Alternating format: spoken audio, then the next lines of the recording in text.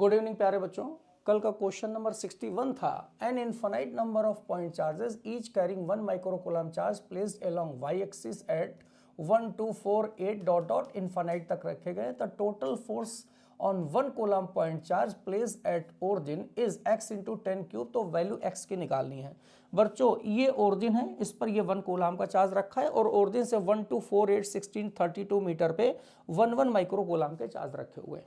तो ये सारे जो चार्ज है इसके ऊपर फोर्स बच्चों एक ही डायरेक्शन में लगाएंगे, एक ही डायरेक्शन में।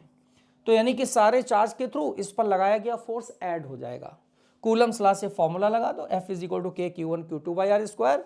इसमें ये वाला Q1 हो गया कांस्टेंट है और K भी कांस्टेंट, के Q1 बाहर कॉमन ले लो और ये हो जाएगा Q2, ये Q2 हो जाएगा। जब ये इस पे फोर्स लगाएगा तो Q2 1 micro coulomb by 1 square, फिर ये लगाएगा ये भी 1 माइक्रो कूलम बाई 2 स्क्वायर, फिर ये लगाएगा 1 micro coulomb by 4 square and so on. अब 1 माइक्रो कूलम बाहर निकाल लेंगे, K की वैल्यू हो जाएगी 9 into 10 to the power 9, Q1 1 हो गया, माइक्रो को चेंज कर लो 10 और -6 कूलम हो गया। तो अंदर ये बच्चों बचा, ये अंदर 1 by 1 square 1 by 2 square 1 by 4 square.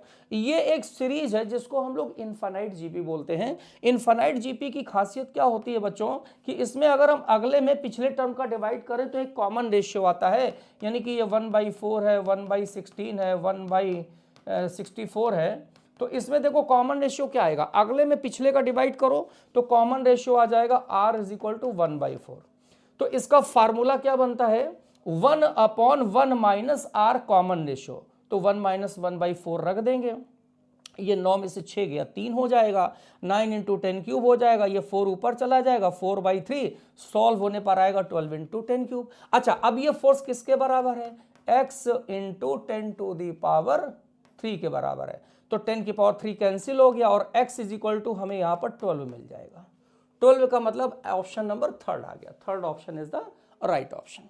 Now today's question बच्चों 62 number, two infinite long parallel wires having linear charge densities lambda 1 and lambda 2 respectively are placed at distance of r meter. Force per unit length on either wire will be। बताना है कि कौन सा option सही है force एक दूसरे पर लगने वाला।